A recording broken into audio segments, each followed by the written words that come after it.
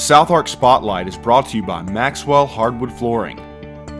Maxwell Hardwood Flooring, located in Monticello, has been producing quality, solid, and engineered hardwood flooring for over 28 years. The company and sister companies, Ouachita Hardwood and Townsend Inc. in Warren, are proud to be providing American-made flooring to distributors and retailers from coast to coast while serving our local communities right here at home. Maxwell Hardwood Flooring, your best start for a great finish.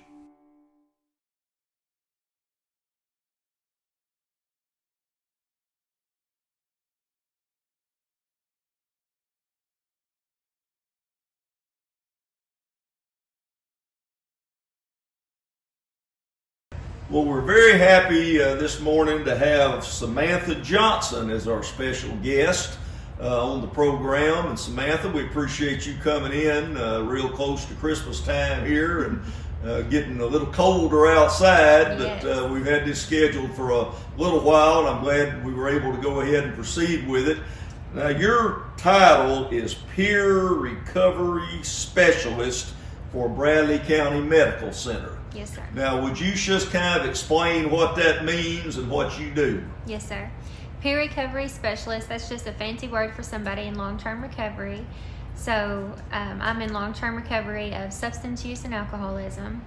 And so peer, it means equal, like same level, same playing ground as somebody in addiction. I'm not above them, we're on the same ground. And then recovery specialist, so like I'm good at getting in recovery, so just fancy word for somebody in long-term recovery. And that's All right, now you are an employee of the hospital. Yes, that is correct. Okay, did they get a grant or something to do this? Yes. I've heard you, full disclosure here to those that are listening to us, I've heard you speak, so I thought you said that. What kind of grant? The Arkansas Department of Human Services gives Arkansas Rural Health Partnership, which is an organization that helps local hospitals here in the Delta region. They give them a grant to provide money for my position. So, Okay, but technically the money goes to the hospital, and they in effect have hired you yes, to do this work. Now, that is correct. tell me what you do on a regular basis. Then obviously it's working with people Yes. that have addictions or issues with drugs, alcohol. Yes. Do you go out and find them? Do they have to come in to you? Tell me kind of the logistics of how this works. Both, actually. So there are videos out and people know what I do, so the community does come to me. They contact me by cell phone. Sometimes I get text messages on my phone. I get messenger texts. I get people reaching out to me all different kinds of ways. But a lot of my referrals come through our agencies. So my main job is through the ER. And so we have sometimes overdoses that come in. I work with them. But the ER wasn't enough to keep me, because we're so small, we're so rural here, it wasn't enough to keep me full-time employed. So they kind of let me scatter throughout all of the clinics. So we have the ER, but if somebody comes in and they have liver failure, I go in and I see them. You know, sometimes it's from drugs, alcohol, any kind of drug-related issue, alcohol-related issue, I go in and talk to them. But I go in and out of every room, and just to see, because word of mouth is the biggest advertisement. So I go in and out of every room and let them know what I do, what I'm there for, and I can help them or their friend or family members, whoever they know that needs help. I let them know what I do, which is an advocate. And so I help people who are struggling with substance use. I'm a role model for them to let them know that it can be done. And I provide resources to things like detox, treatment centers, which people call them rehabs. We don't like to, we use good choice of words, so we call them treatment centers. We have like sober living homes. We have AA meetings, NA meetings, celebrate recovery meetings. We have all kinds of things, even things like clothing resources, food resources. We even know of warming centers for the winter time. Now, a lot of things there's not in this area. We have to refer out a lot. And some of the centers that we use are going to be an hour away, hour and a half away. It just really depends, and depending on what kind of insurance they have, whether they believe in faith or not, it just really depends on what kind of help they get. It really depends on that person, because what works for me might not work for them, and what Right. works for them might not work for me. All right, so you're not really a counselor, or are you? No. So what your job is to determine what they're dealing with, what their problem is, based on what they tell you, obviously, and then try to find the resources or the treatment facilities or whatever the case may be, and put them with those people and facilities to get them help. Yes, but we do a lot of one-on-one. Like, we do goal setting. I do a lot of cheerleading. I'm a motivator. Like, I like to motivate them. That's what a peer recovery specialist does. Like, they're standing in the guideline, or on the sidelines, cheering them on, letting them know that they can do it. A lot of times when you see counselors, they help somebody get to recovery, and then they kind of just, that's it. You don't ever see them again. But a peer recovery specialist, they can stand by them from the time they meet them to the time till they forever. Like, so you keep up with these people as they, let's just say as an example, somebody that you make contact with, or they make contact with you, and you get them the help that they need, or at least a place to go to get it, or whatever. You maintain contact with them right. through this. Through it all. That's right. And we also have other peer recovery specialists throughout the whole state of Arkansas, and we have them, just like we had the drug dealers on speed dial, we have peer recovery specialists on speed dial. So whenever they go to another center, another area, we're calling our other peer recovery specialists, and we're like, hey, our friend's coming up here to take care of them. So we're all in contact with each other, and there's like, I think last time they said there's like 500 peer recovery specialists trained in Arkansas. So I'm sure you would get referrals then, since obviously people coming in the hospital, and you find out about that, you talk with them, see what you can do to help. But I guess any individual, any family member, any other organization, yes, they can come to you or notify you and say, John Doe citizen has got a problem and they need some help. that's right. Anybody, anywhere can come to me and get help. But most of my referrals do come from like our ER. Some come from the OB, maybe senior care. Mm-hmm. We have a clinic over there, the Bradley County Clinic. That's where most of mine come from. But again, the community reaches out to me a lot. I get a lot of just community referrals that I don't even know who they are, and that's great. It's a community resource. Sometimes I drive to other cities to meet people. The hospital's really good at allowing me to work with the community. Like, they allow me to use their company vehicle, or they do like gas reimbursement if I use mine. Mm-hmm. As long as I'm helping somebody, they don't care who it is, as long as somebody's getting help. So I'll go to other organizations and help people, and I work with other businesses and collaborate to get people help, and just whatever it takes to get somebody treatment, we're down to help them. So. Well, I know for a fact that you'll speak to civic clubs or any group that wants somebody to come tell them about the program. I think this is a wonderful thing, and it's something very much needed. I find a lot of people, and it's probably true in most all communities, but they tend to think there's just not that many people that have these kind of problems. That's right. And yet they're everywhere. They're everywhere. There's a lot of stigma against substance use and alcoholism, but you can ask one of every two people, do you or somebody you know struggle with substance use or alcoholism? And every single time the answer is going to be yes. It's a lot, especially in small towns, it's not talked about. But the reality is everybody struggles at some point. No, maybe not everybody, but somebody they know struggles. And so, yes, so I'm the one who's speaking up about it and letting the world know that it's okay if you've struggled, So part of my job is to go around and do my testimony. I get paid to share my testimony with people. That's my job. Well, if you don't mind, and we don't have a lot of time, but if you would willing to give a little bit of your testimony. I think that's a good way to put it, because that's really what makes you uniquely qualified to do what you're doing. Yes. Because you are a recovering addict, That's in right. effect.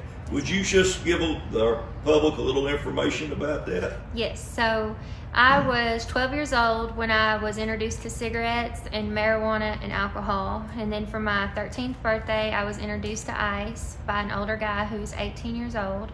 And I was immediately hooked the very first time. And I chased that high for the rest of my life. I was pregnant at 15 with my first baby. I had him when I was 16. I still graduated high school. I got pregnant with my second baby at 17. Long story short, I was married at 16 and divorced at 19 with 3 kids. So I was a single mother with 3 kids by the time I was 19. But I did go on and graduated high school, and I went on to a Votech school, which was called Eastern College, and I graduated and got my phlebotomy license. So I was now a registered medical assistant and a licensed phlebotomist. So now, through all of this, you're still struggling. An abuser. I was an abuser. It was bad. On the outside, I was very smart. I was a good mother. It looked like I was a person who had it all together. On the outside, it all looked great, but on the inside, it was a deep, dark, secretive life that nobody knew how bad I was really struggling. My family knew. They didn't know how bad it was, but it was bad. And so, first I started working as a CNA is what I did for my first job while I was still in high school. And then I went on to get the phlebotomy license. And at that time, when I started drawing people's blood and working with needles, that's when I started slamming, which is using IV.